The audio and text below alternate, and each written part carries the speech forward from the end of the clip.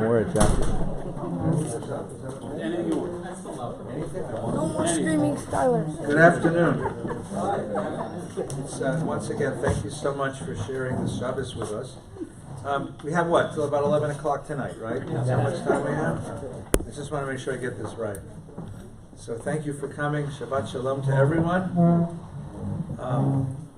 This is sort of part two of what I did in the synagogue. In the synagogue, I told you that there are two principal ways of telling the Jewish narrative. The way that we normally do it, the conventional narrative, is the narrative of continuity, which is to say that we gain a sense of who we are, of authenticity and identity, from looking at ourselves as part of an endless chain of generations, going all the way back. Call that tradition. And that the anxiety that attends that narrative is the anxiety about whether I can pass this forward successfully or not, or if I'm going to be the last link in the chain.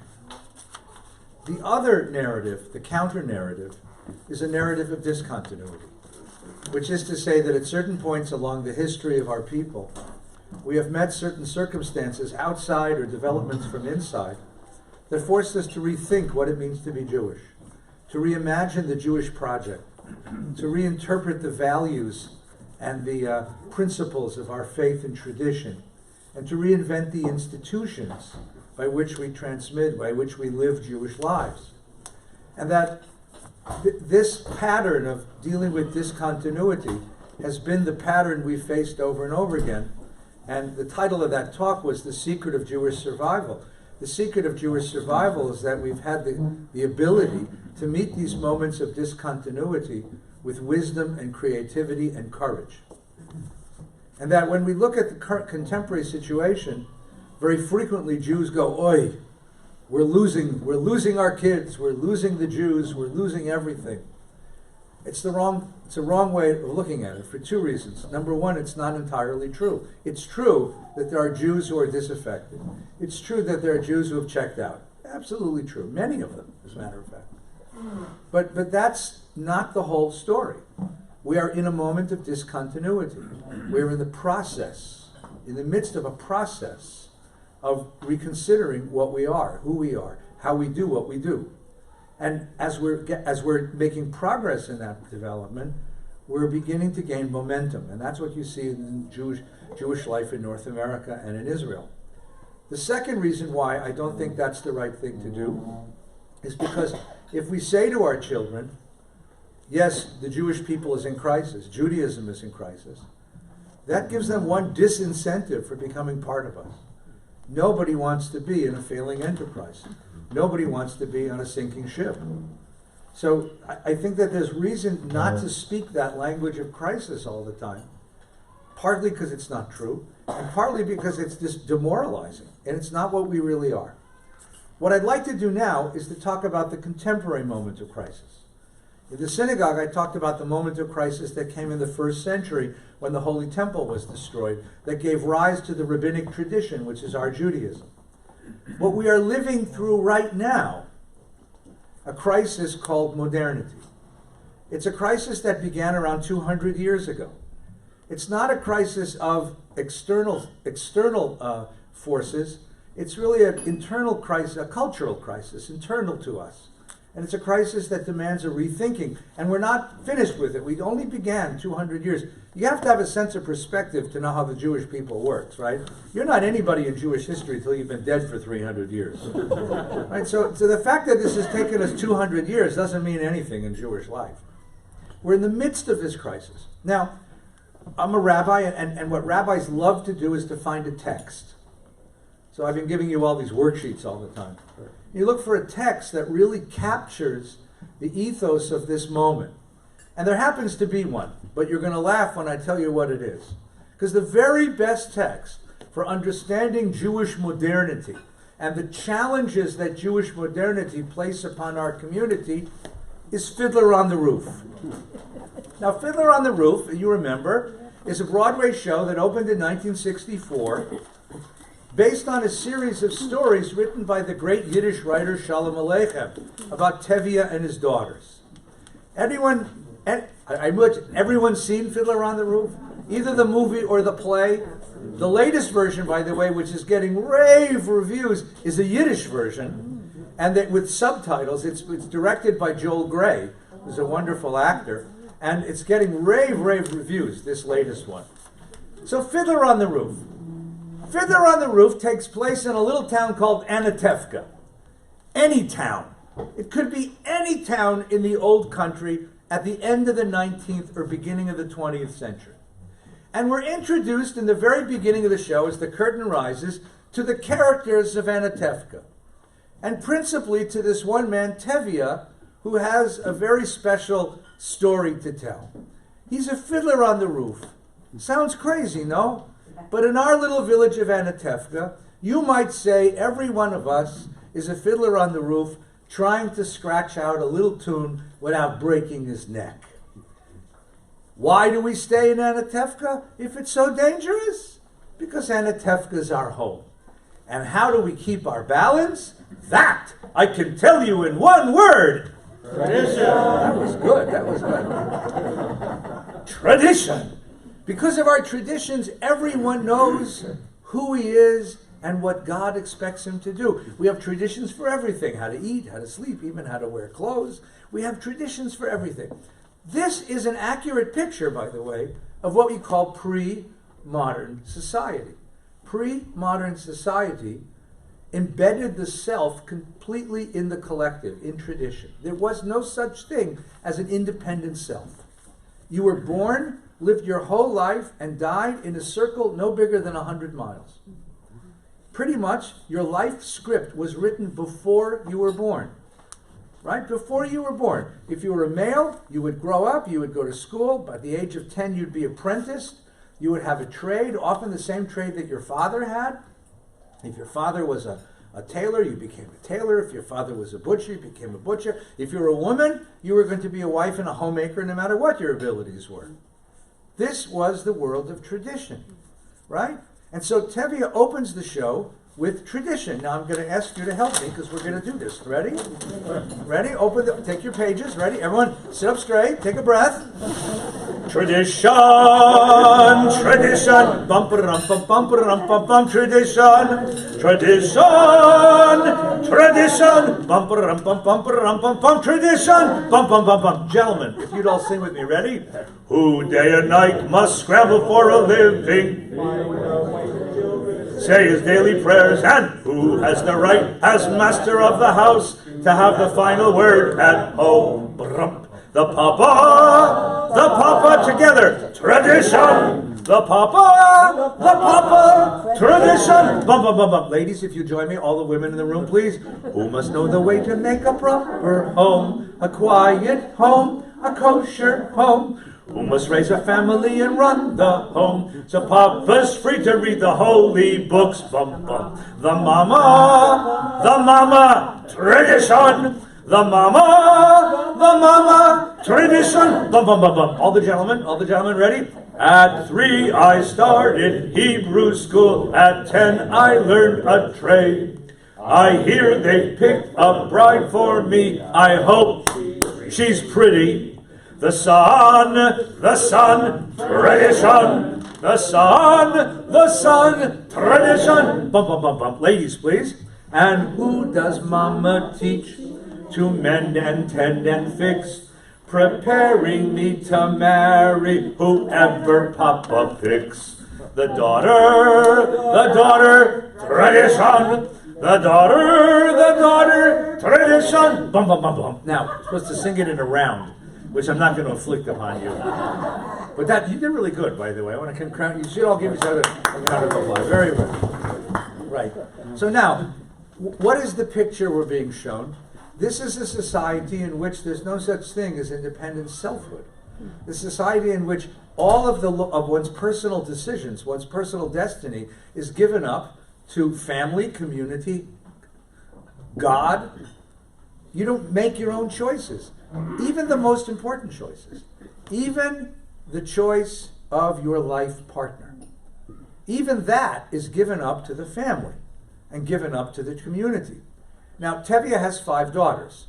In this community, one had capital in the marriage market for 3 reasons. One, if you were related to a great scholar. So the rabbi has a daughter, that's yichus, okay?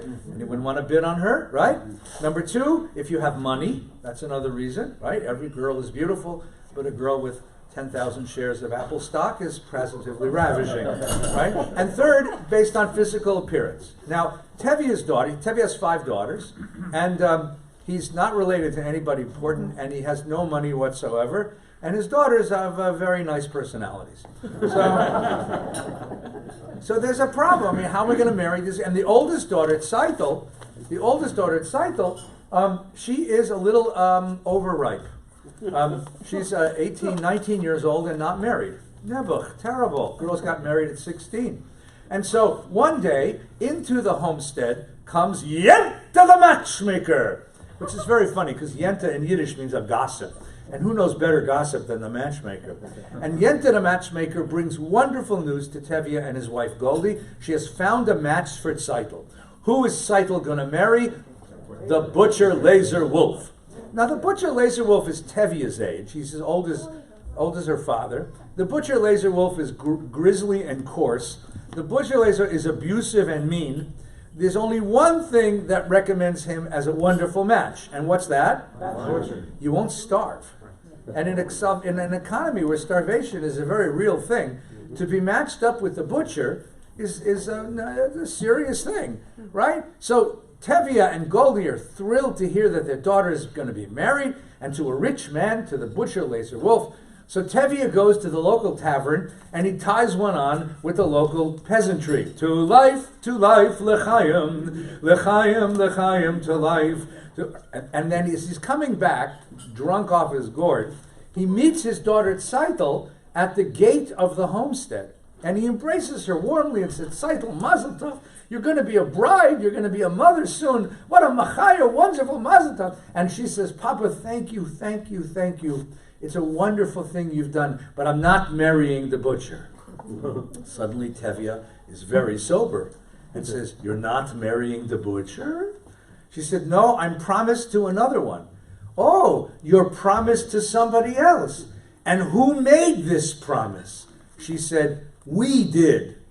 Oh, you made your own marriage arrangement. Wonderful. And who do you want to marry? None other than the skinny, starving, unaccomplished, orphan tailor, Muttel Kemzoil. Muttel Kemzoil was an orphan, and Tevye adopted him when he was a kid to take care of him. The kid shouldn't starve to death. So Muttel and Tzeitel grew up together, almost like brother and sister, and when they reached the age, they fell in love. And they decided between the two of them that they would marry. And now comes the moment of truth. Because Tevye says to her, why on earth would you give up a marriage to a rich man like Laser Wolf to marry a skinny, orphaned, unaccomplished tailor, Muttel Kemzoil? And she says, Papa? I love him. Let's try that again. Papa? I love him. And at that moment, modernity is born. Papa, I love him. That sentence. Papa, I love him. You're not going to tell me what my destiny is. I am no longer willing to give up control of my future to family or community or God or tradition. I am going to pull my own strings. I am going to determine my own destiny. I claim the power of making choice. And romantic love is a remarkable symbol of this. Because romantic love isn't a moral choice, it's an emotional choice. And she says, my emotions, my inner life, my feelings matter. They matter in the choices that I make in my life. And so is born the choosing self, the autonomous choosing self. This is the most powerful revolution of modernity. In the old world, you lived in a circle no bigger than 100 miles. But now you branch out and the whole world is yours. In the old world, if your father was a tailor, you were a tailor. If your father was a butcher, you were a butcher. If your father drove a cart, you drove a cart. In this world, if your father was a tailor, you become a doctor. And if your father was a butcher, you become a lawyer. Heck, and if your father's a lawyer, you can be an actor, you know. You get choices. Modernity is all about choices. The great sociologist Peter Berger called it the heretical imperative. Heresy meaning choice. I get to choose my own destiny. I get to choose my own way of life. I get to choose my own values. We know this. You all know this. American kids, North American kids, are raised with this sense of choice. We fill them up with education. We spend a fortune on Jewish education. And then we send them off to university. The first thing, university, that's a great word. The universe is open, right? And the kid faces all these choices.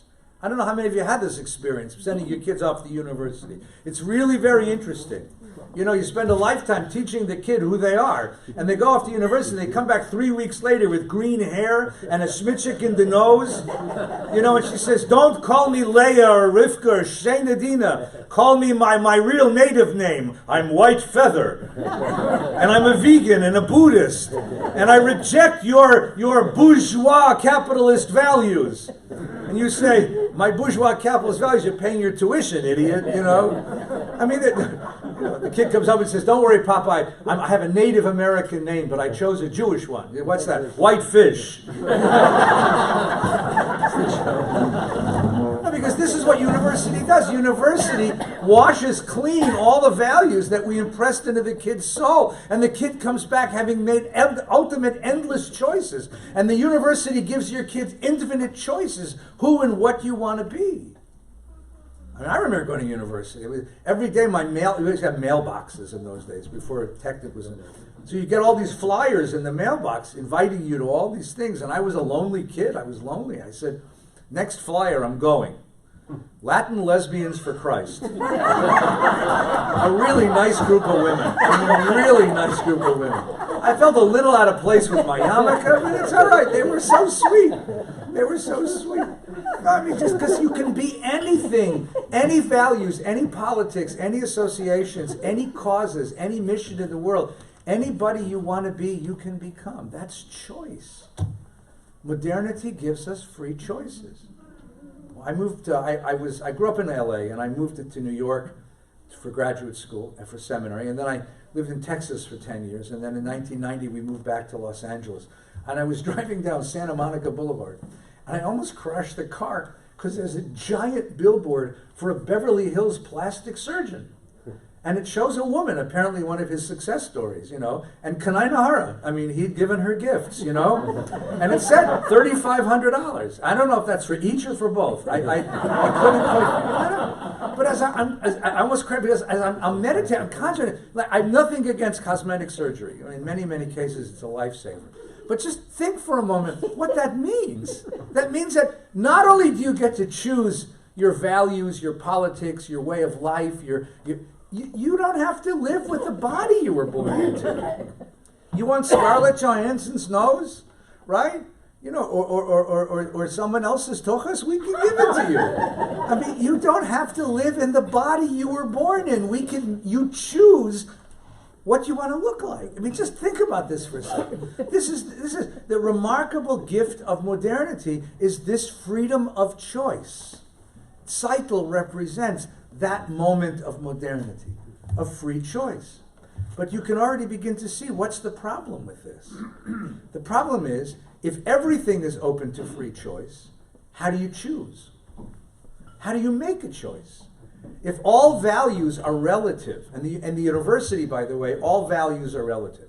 In the university community, if you make a judgment, you're judgmental, and judgmental is uncool.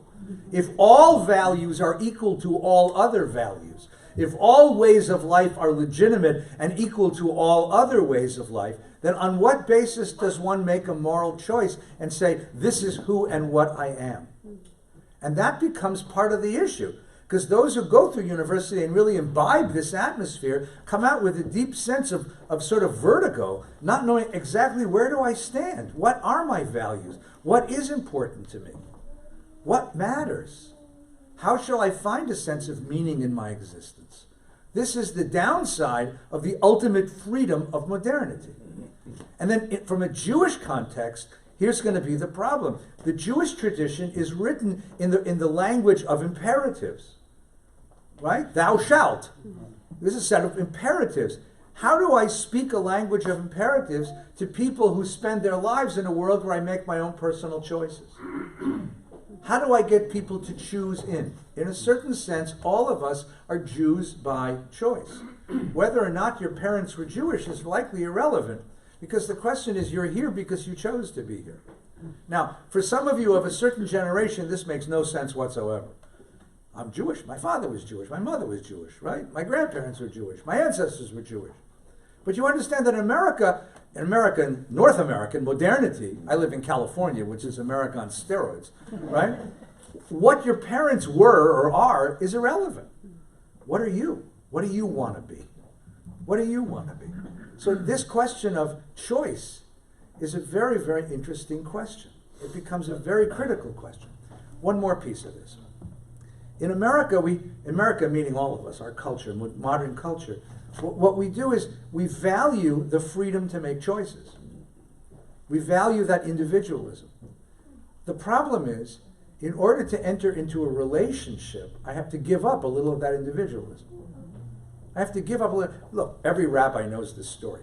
You know, a young man comes to see us. He's 35, 36 years old, good-looking young man with a good job. And he says to me, I'm engaged to my fiancée. Mazel tov, that's wonderful. That's just wonderful. He says, I only have one problem. I said, yeah, what's the problem? And I said, she's a wonderful woman. I said, wonderful. We've been together. We love each other. We really care for her. But Rabbi, what if I meet somebody better than her? Just think of that. And you've heard this, and I've heard this, right? Just think of that. Think of the question for a minute. Because what happens in America, and I mean America, I mean Canada too, I mean all of us, modernity, is that we tend to commodify everything. He's shopping. He's shopping. And he found the commodity that you know, she checks all my boxes, he says. Meaning, I looked up Consumer Reports, and she has a high rating, you know. She's an 82, you know, right? She checks all my boxes. He's commodified. By the way, newspapers used to print personal ads. Remember those personal ads in the back?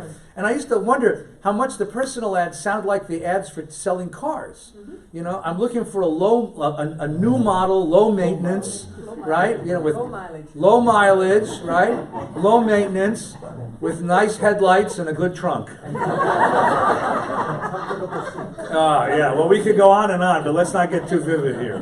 But the idea is like we're shopping for each other, you see?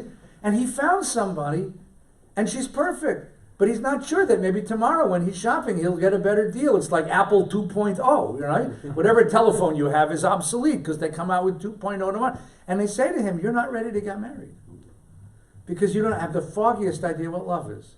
You think it's just shopping. In an atmosphere of individualism where everything is open to free choice, how do you build relationships? How do you build commitment? You see, the problem is that in such an atmosphere, a relationship forestalls some of your options, some of your choices. And if choices are the thing that defined you, then it seems to be a diminishment of self. It's a diminishment of my freedom and a diminishment of self to bond with another and build a home. Children then become a further diminishment. And that's why you get all of these couples who say, I don't want to have kids. I don't want to have kids because it's a lot of work, right? It's a lot of work. Well, you're damn right it's a lot of work, right?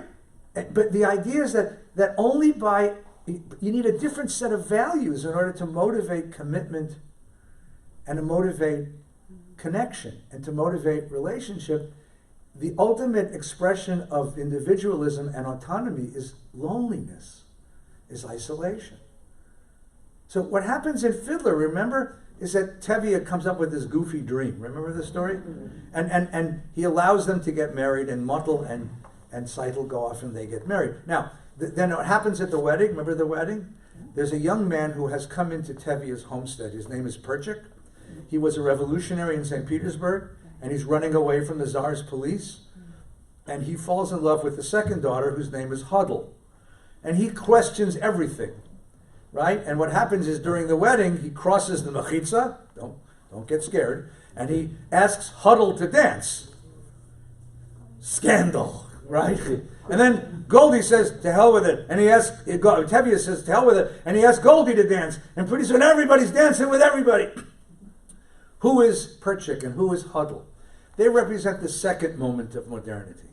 The second moment of modernity is all of the social movements that grew up at the end of the 19th and early 20th centuries that we Jews embraced with relish, with power, because they promised redemption in our own day. Traditionally, the traditional Jewish idea of history is that history will come to an end and only Mashiach will bring redemption. But we decided we don't wait that long, right? So Bolshevism and socialism and communism and capitalism and Yiddish nationalism and most famously Zionism broke away from the traditional notion of history and said, we want redemption now.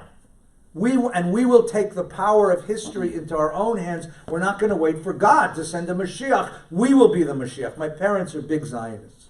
My parents built a kibbutz in Israel. And I was almost born there. It's a long story. But you have to realize that they broke away from their parents, that their parents rejected them when they said, we're going to Israel and build a kibbutz. Like, what's crazy? You wait till Mashiach to come. You don't do this. And the idea was that Zionism was a revolt against tradition because it said, we will control the conditions of our own existence. We will play the role of God. And so the second aspect of modernity is this notion of I'm not willing to wait till another world. I want it now. I don't want to take the power into my own hands. I control history. And you remember what happens next is that the police come looking for Perchik, so Perchik has to go to Siberia, and that's the saddest scene in the movie is when Huddle gets on the train, and she sings that song, Far From the Home I Love. And she gets on the train, and Tevye is crying to send her off to Siberia to be with Perchik. Of course, if you know a little Jewish history, you know that's why they survived, because the Nazis didn't get that far. And then there's the third daughter. The third daughter's name was Chava. And Chava was the little girl with her nose in a book always. And books were kept in the library, and the library was adjunct to the church. So she goes to the library, and there she meets a Russian boy named Fyetka. Right? And she falls in love with the Russian boy. Now it's interesting because her name is Chava. And Chava is the biblical Eve, the mother of all life. She's the universalist. And she falls in love with Fyetka. This represents not just intermarriage as a social phenomenon. This represents the cognitive liberation of the Jewish people. Up until that point, at the end of the 19th century, up until the arrival of modernity, we only talk to each other. We only talk inside the community. There's things you can say inside the circle of the community that don't make sense once you walk outside the community into the world. I once had a friend of mine who happens to be Egyptian. He came to my Seder. You ever have an Egyptian at your Seder?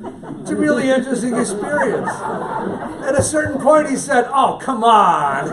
Like, enough. We'll let you go. But you know that midrash where they'd Rabbi say it wasn't 10 plagues, it was 50 plagues, 200 plagues. It's enough, come on. I mean, you can get away with stuff like that. You can say, we are the chosen people. But then you open any book of mythology and discover everybody said they were the chosen people. Do you know that in the eyes of Navajo Indians, you and I are Goyim? I have friends who are Navajo, and they say, oh, it's nice to meet you Gentiles, you know? You know, every tribe thinks they're the chosen people. How does it feel?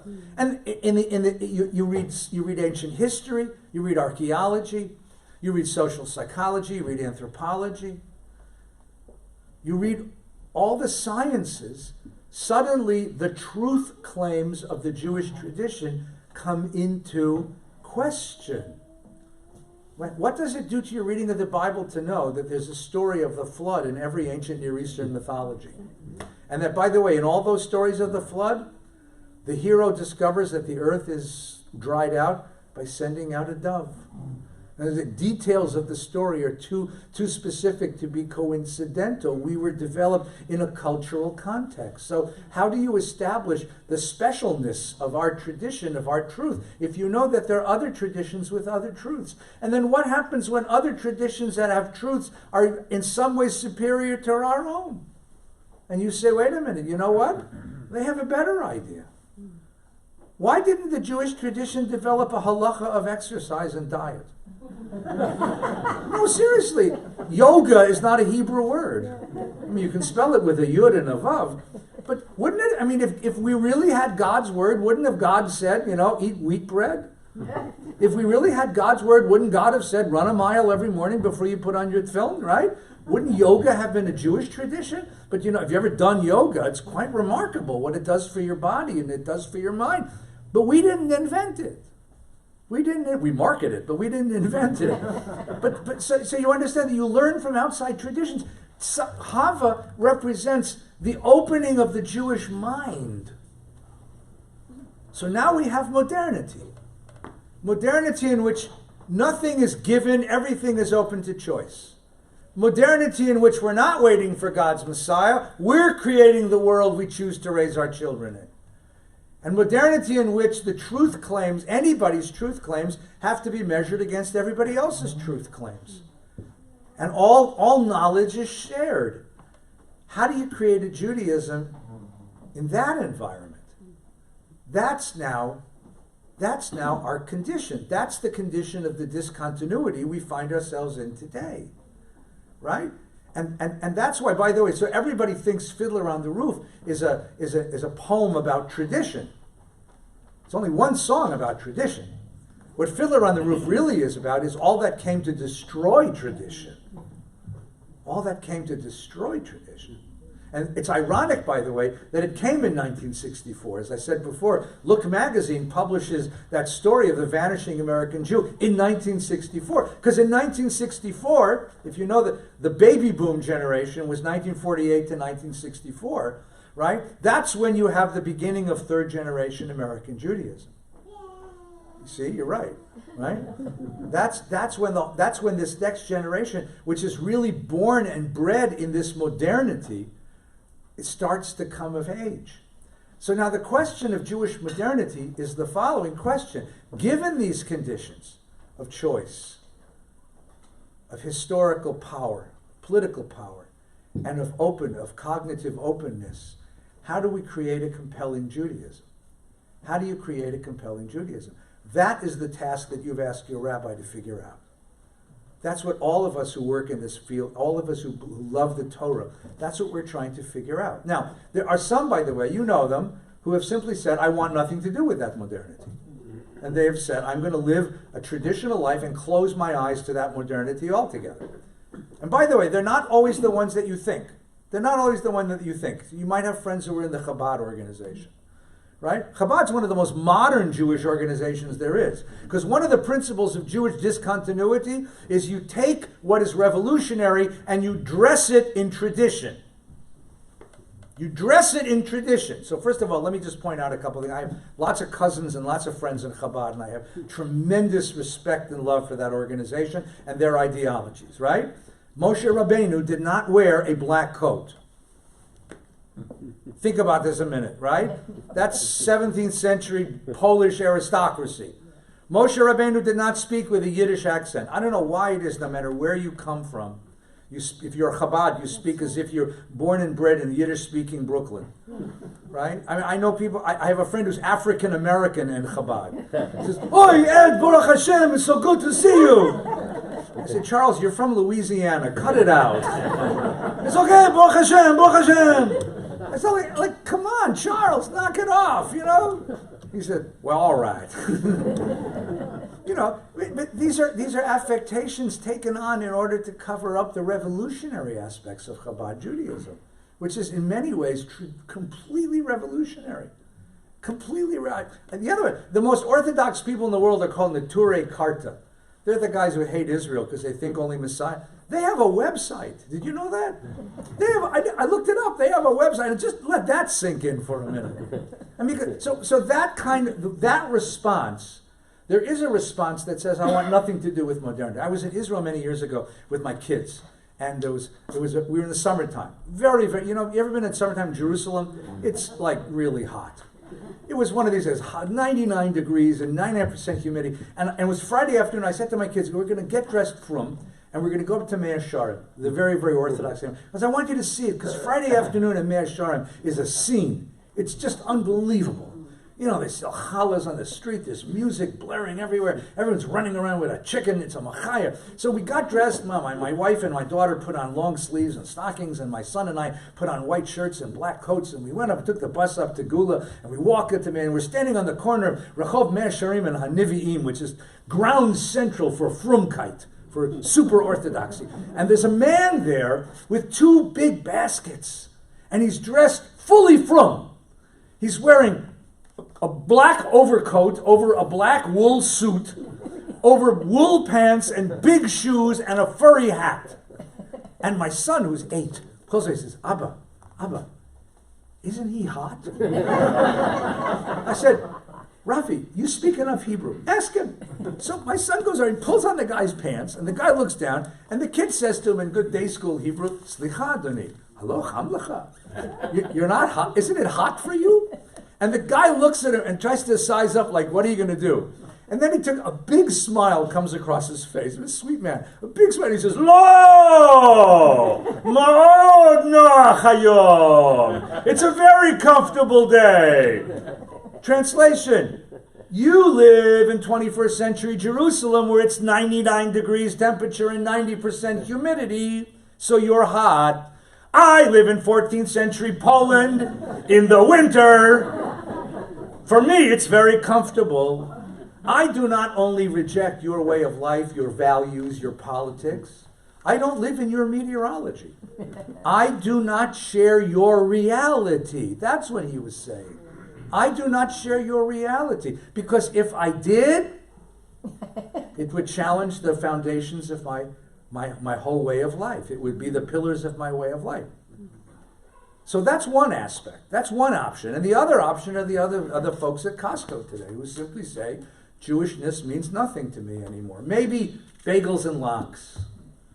Maybe a little Hava Nagila. But it doesn't touch my life. It doesn't change the way that I see the universe. The challenge at this moment of our discontinuity is to speak to Seitel and Hava and Huddle's grandchildren and great-grandchildren and offer them a Judaism that's ennobling, inspiring, and powerful, and that they can't live without. And we know how to do this now. This is what's so interesting, is at this point in our history, one of the things we know is that while individualism, autonomy, is a gift, it also has a downside. As I said, number one, it leaves you lonely, and you crave community. And number two, it leaves you without values upon which to make choices. A strange thing, in the United States, where I spend most of my days, we have five military services, right? Army, Navy, Air Force, Marines, and Coast Guard, right? They all have to recruit, right? They're all failing in their recruiting, except for one. One of the services does better than anybody else. You know what it is? Marines. It's the Marine Corps. Yep. The Marine Corps, there's actually a wait list to get into the United States Marine Corps. Even though it's the most authoritarian, the most stringent, the most strict, the most violent. Why? Because young people who are raised with endless choices crave structure. They crave values. They crave teamwork, the sense of you're one of the few. Semper Fi, you are the loyalty of the team. So what do? We build Jewish communities with a deep sense of values and a deep sense of community and connection. We find God in the connections among us. This was the teaching, and if you bring me back another time, we'll do this. This was the teaching of the great philosopher Martin Buber, who said that God is not up or down, God is between. God is in the nexus that we form when we form deep personal ties with one another. This notion of community is the answer to the loneliness of Seidel's autonomy and individuality, right? Not just that. So that's one of the things people are looking for. People understand that now we have the power to shape, but the question is, what sort of world shall we shape? And so a commitment to social justice, a commitment to the application of the ethics of Torah to real life situations, right? In the United States right now, immigration is a huge issue. And lots of us rabbis are going down to the border to take witness about what our government is doing to people who are trying to come into our country in the very same way that my ancestors came into this country, and for the very same reasons. The only difference is their skin is brown. And there's a great deal of racism in that. And so there's a witness to this. And young people resonate to this because they want to understand that their values matter. That's huddle. And for Chava, this is something quite radical, but it's something that we have to start thinking about very seriously. I'm not interested in whether you are Jewish. That's irrelevant now. I'm interested in whether you do Jewish. When my kids were dating, they said to me, Pop, who can we date? I said, you can date anybody. They said, no, you don't believe that, Dad. I said, okay, I'll give you the rule. You ready? You can date anybody, but I want you to marry somebody who will light Shabbos candles with you. That was my standard. Light Shabbos candles with you. I'm looking for people who want to do Jewish. In my community, and I'm sure in yours too, I have lots of people who were born Jewish. I have lots of people who weren't born Jewish. What brings them together? A deep love of Torah, a deep love of the way we live. And a sense that there are those in the universe who are craving what we know and what we have. And for some reason we haven't done it, and I'm in the conservative movement, right? Which already is a fablunged movement, you know, if you know what that means. First, conservative movement's already an oxymoron, you know. So. But the question is, can we turn our openness from a curse to a blessing? I have a Baptist minister friend. We have lunch every now and again. He's so sweet. He thinks I'm going to hell. I think it's so sweet. Ed, is there any way I could get you to accept Christ? And I said, Jeff, I do accept Christ. He's a fellow Jew. He's my brother. I know more about him than you do because I put tefillin on in the morning like he did. Oh, no. Come on. Don't give me that. Can you accept? But one of the things he tells me, he says, I don't understand you guys. I said, what do you mean? He said, you're all kvetching. You're all complaining. He speaks Yiddish now. You're all complaining about intermarriage. He said, we love intermarriage. I said, why do you love intermarriage? He said, because it's a door. It's a welcome in. It's a door in, not a door out. I said, and I walked out of that breakfast going, like, why do we think it's necessarily a door out? Why can't it be a door in? Why don't we think about it that way? I mean, I'm not encouraging it. Please don't. I mean, don't go on this idiot rabbi from LA encourages out marriage. I do not. But it's going to happen. I mean, it has to happen because we're only a few percentage of the world population. But why don't we welcome people? Why don't we make this the most welcoming community in the world so that those who walk in here feel embraced and celebrated and we share with them our values? It's a door in, not a door out, said my friend. So I said to him, Jay, would you like to come make Shabbos? He said, I've been to your house for Shabbos. It's beautiful, but it's not my faith. I said, I could fix that. He said, you touch me with a knife, I'll kill you. I said, Jay, it'll only hurt for a day or two, Jay. Come on. I mean, I said, Jesus, I said, yeah, don't tell me that. I don't want to hear that. He's a sweet kid. This is our challenge. So I'm one of the very few Jews in the world who are actually optimistic about this because I think we're finding ways. I really do think we're finding ways. There's so much. I cherish the expressions of creativity in the community where we're finding ways to speak to Seidel's grandchildren and great-grandchildren. That is the crisis of modernity, but that's also an opportunity for a new birth of creativity because it's a moment of our creative discontinuity. I'll tell you one more story, then we're going to send you home. Then we can ask questions if you want. I started my career working at a summer camp. I think having a camp fair soon. Camp Ramah in California, I grew up in. And then I became a counselor and a division head, and eventually I was the director of the camp. One of my moments, the moments that shaped me as a rabbi, came when I was a division head in that camp. I mean, we have I had 100 kids, 116-year-olds that I was involved in. At Camp Ramah in California, we have a quaint institution called Visitors Day, where people can come up from wherever they live and visit their children in camp.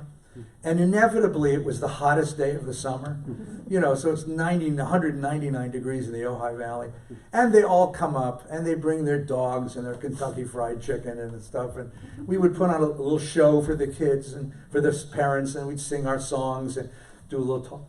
The kids would talk about what they're doing in camp, and then families would visit their cabins.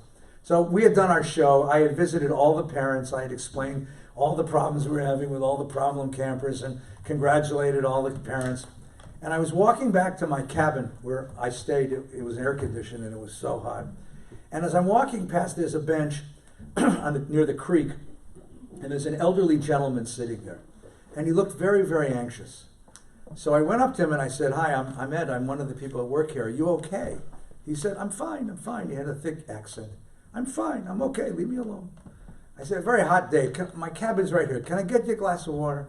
Can I get you something to drink?" He said, "I'm okay, young man. I'm fine. I'm okay." I said, "I don't think you're out. You lost? Can I take you back to your family?" He said, "I'm fine. Leave me alone." Okay. But he wasn't fine.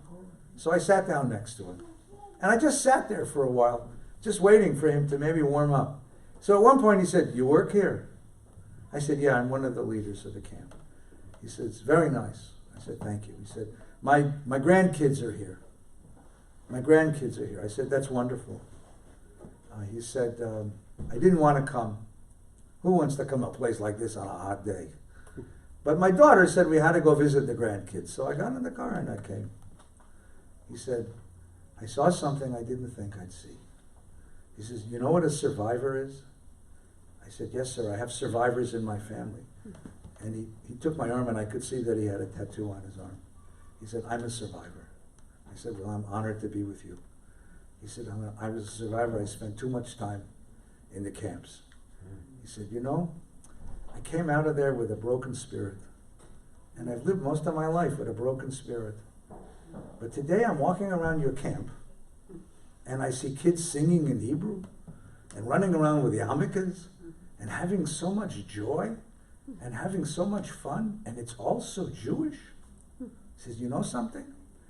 I think you've given me back something that Hitler took away." Wow. So we had a good cry together. And then I brought him back to his family, and I met his family. Right? Hitler took something away, and it's been our job in this next generation to put it back. To put it back. And people like your rabbis, your cantors, the leadership of this community have done such a remarkable job. Keep that in mind. That's the job. That's the great moment that we're living in. Thank you. Have a good Shabbos.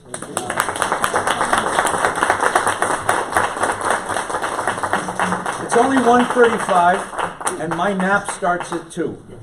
So if anybody has a question, a comment, a counter sermon they'd like to offer, I'd be glad to entertain it. Otherwise, we can go finish the cookies in the other room.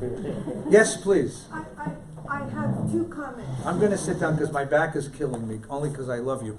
Go ahead. I have two comments. Yes. Schneerson, Rabbi Schneerson, when he adopted the computer age, was really, really smart about the continuity of Judaism, because he was able to put the internet out all over the world, and I think that was so important. And he was an engineer by trade. Yeah. And so we have to be modern and yet think about Judaism at the same time. Yeah. That's one comment. The second comment is, you were talking about green-haired people with nose rings on campus. Our Rabbi Emeritus took up the job of running the Hillel on campus for about 6 years now. Yeah. And I think that's a very, very important place for Jewish kids on campus. Yeah, it's a way for kids. It's a place a safe place kids can come and encounter their Judaism, and it does tremendous. It's a tremendously influential and powerful institution because it's a tremendously open time of life. When decisions are being made and values are being explored, and you just have to be able to overlook the green hair and the schmitchik and the nose and some of the comments, because you can see a young person trying to find their truth. And if we can guide them in a certain direction, then that can be very, very powerful. So thank you. That's a wonderful comment. A very big compliment to your rabbi. Okay, anyone else? Last time you can ask a question. It's free. Because it's Shabbos, I can't charge. After this, it's going to cost you dearly. Any questions? Anyone have a question? They've been dying to ask. You can ask about anything else, too. You can ask me about ball teams or politics. Don't ask about politics. Remember the line you used during your talk? Yeah. Is that what you use at Pesach at the Seder? Which one? Yeah. I mean, the problem I have is everything I sing sounds Yiddish. So the funny thing is, yeah, but this time of year I like to sing Christmas carols. But they all come out sounding like Yiddish, right? So I sit in the car going, yai, dai, dai, dai, dai, ya, ba, ba, bye, bye, ya, ay, ay, ay, ay, ay, ay, ay, ay, ay, ay, ay, ay, dai, dai, ay, ya, da, dai, dai, ya, da, dai, dai, ya, da, dai, dai, ya, ya. They're all written by Jews, yeah. You know, and if you're in a happier mood, it's yai, dai, dai, dai, dai, diddly, dai, diddly, dai, ya, ba, ba, ba, ba, bye, ya, ba, ba, ba, ya, ba, ba, ba, ba, bye, bye, yai, dai, dai, dai. I could go on. But you get the idea. I'm going to record an album one day of Hasidic Christmas carols. It's for families of mixed heritage looking for a perfect gift. It'll be on one of the television ads, you know. It includes such favorites as, Why I asked to be. I do Havdalah today. Hine el Yeshuati, eftach v'lo efchad, ki aziv zimrat yavayhi vayhi lishua Try to vayhi. don't allow. Yeah, no, Adon Olam works great. Fabulous. Don Olam Sher Malak Terem Kol Yitzir Nivra Lied Masav Echad. Or else the other one is Adon Olam Asher Malak Terem Kol Yitzir Nivra Lied. That's what they sang in Bethlehem 2,000 years ago. That's right. Yes, please. You better stop me because I'm on a roll here. No, go ahead. Little Christmas spirit for Jews. Bah humbug, But I'd like to know how to keep an upbeat attitude Yeah. when we read so much about what they are now calling self-hating Jews. Yeah. Well, look, this. I could give you a whole lecture that would make you weep. I'm really good at that. I'm a rabbi. I could quote demographic studies. I could quote case studies. I could give you anecdotal evidence, and I could make you go home really depressed. Why? What good does that do? I mean, really. So there are people that don't want to be Jewish. There have always been people who don't want to be Jewish. There are always people who said Jewishness is not. Mordecai Kaplan. He's a great philosopher of American Judaism, author of Reconstructionism. The first line of Mordecai Kaplan's magnum opus, Judaism as a Civilization, published in 1934, starts out by saying, Jews in previous generations considered Jewishness the highest of life's privileges. Now they consider it a burden. That's 1934. This has always been a condition, especially since we arrived in modernity and especially since we are in America, okay? So look, you can look at that and you can say, ugh. I gave a story this morning to the Kindlech in the junior congregation. That's what I keep in front of me, that you have a community of young families who will come on Shabbos morning with their kids and carry the little stuffed Torahs around, and kids eating cookies and juju beans and having a joy, a celebration of Jewish life. It's not about numbers. It's about depth of commitment. It's not about, we're never going to beat the Chinese in the numbers game. I don't know if you know this, But we can create pockets of creative, exciting, engaging, inspiring Jewish life. And for those Jews, and those who are not born Jewish, who want to be part of that, the doors are open. That's our task. And the more positive we are about it, the more we say we own something precious and beautiful, and we just want to share it with everyone who wants it, and make it accessible to everyone who wants it, the more positive we are about telling the story, the more effective we're going to be in sharing it. So before you leave, I know you want to leave, because you're all looking, you have that look, I want to leave. Take your page out again. Take your page out. You have to sing the last song. You ready? In the third act of the play, having been told they're leaving the town, having been told, the three daughters are now off on their way, everything's falling apart, Tevye and Goldie turn to each other and they sing the most profound song in the play. By the way, just as an aside, I wrote a book, shameless plug, called Chutzpah, which has a lot of this stuff in it, and I quoted this song. And my publisher said, you can quote a part of the song, but if you quote the whole song, you got to get permission. So I called the people who own the rights to it, and the guy said, I'll give you permission, but I only own half of it. The other half of it is owned by Sheldon Harnack. Sheldon Harnack and Jerry Bach are the two guys that wrote Fiddler on the Roof. And I said, yeah, but Sheldon Harnack, is he still alive? He said, oh yeah, he's 90, but he's still alive. So he says, you'll have to call him. Call him? So he gave me his email address. So I emailed him. I said, Mr. Harnack, congratulations on 50 years of Fiddler on the Roof. It's the most profound musical ever created. I'm writing a book, and I'd like to use your song. He said, okay, send me the chapter. So I sent him the chapter. So he writes me back a day later, and he says, oh, this is good. I'm carrying on a conversation with Sheldon Harnack, the guy that wrote Fiddler. It's like the guy that wrote, Baruch, you know, I mean, it's like the guy who wrote the Shema. The guy that wrote Fiddler on the Roof, and he says, you should fix this, and this is cute, but this is really good what you wrote, and I really like what you did with my song. Send $55 to any charity, he said. I said, $55? He says, yeah, that's my magic number. Send $55 to any charity, and I'll accept that as royalty payment. Wow. I said, okay. So I sent $55 to the, to the JNF. And I got the royalty. So now I own this song. No, I don't own it. But I had the right to print it in my book. But I got to touch Sheldon Hart. I was like, whoa. All right, ready? Tevye. I need all the men in the room. You're going to be Tevye. And all the women in the room, you're going to be Goldie. Ready?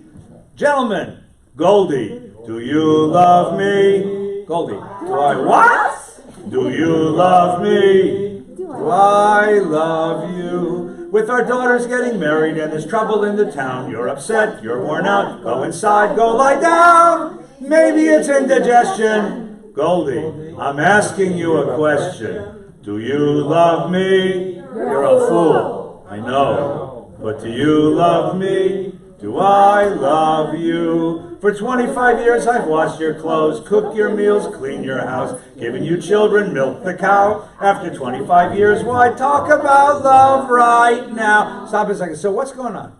What's going on is they've both experienced this radical change in the course of their lives. She still doesn't quite get it. He gets it. He knows that he has now entered a new reality. In her reality, love is what you do to fulfill an obligation. Marriage is a responsibility. So she says to him, why are you asking me? I did what was asked of me. Right? I helped you make a home. I helped you make a family. I've shown you respect. I did what was asked of me. Why are you asking me this? And he says, because we live in a different world now. And I'm wondering, do you still want me? Do you still love me? Do you love me? Did you ever love me? I want to know if love is part of our connection or if it's simply obligation and responsibility. But she doesn't want to hear that. It's too hard because entering that reality is scary. It's dangerous. It's risky. So now we get a little backstory. Ready? Goldie, the first time I met you was on our wedding day. I was scared. I was nervous. But my father and my mother said we learned to love each other. So now I'm asking Goldie, do you love me? So generally people didn't meet on their wedding day. They met a little beforehand. But the idea was it was an arranged marriage. Love was never the thing. Love comes afterwards. Connection comes afterwards. You start with the hands, with will, and you eventually wake up the heart. And now that the world is all about choice, he wants to know, would you choose me? Do you love me? Right? But she's still resisting. But my father and my mother said we learned to love each other, and now I'm asking Goldie, do you love me? I'm your wife. I know, but do you love me? Do I love him? For 25 years I've lived with him, fought with him, starved with him. 25 years my bed is his. If that's not love, what is? Then you love me. I suppose I do. And I suppose I love you. Two altogether, the big climax. It doesn't change a thing, but even so, bum, bum, bum. After 25 years, it's nice to know. Don't put the page away yet. It doesn't change a thing. It changes everything. It changes everything. You would choose me. If we lived in the world where our children live, in a world of choice, you would have chosen me. And I would have chosen you. because we do have something deep and personal and soul to soul to connect with. It changes everything to know that you love me, that there's someone in the world who loves me, that I would have been chosen. It changes everything. Well, on that level, it's a beautiful, beautiful song. But I want to suggest one more slight, and Harnack said it was okay. So this is not just Heavy and Goldie. This is the Jewish people and the Torah. This is our people and our tradition, right? And the question is, once upon a time, you were stuck with Jewish tradition. My Zayda in the ghetto didn't have a choice. First of all, he couldn't imagine being anything else, because everybody else was a barbarian as far as he was concerned. And second of all, the Goyim wouldn't let him be anything else but a Jew. Asking my Zayda, asking himself as a Jew, like asking if he's a land-based, air-breathing mammal. It's what he was. But my children aren't like that. My children have every choice in the world. And the question is, in that world, would you choose me? Right? And the song says, right? We've been together, we've learned together, you've taught me life, you've nourished me, you've sustained me. Of course I love you. It doesn't change a thing, but even so, after 3,500 years, I do love you. And that's nice to know. We do have a future together. We do have something intimate and powerful to share.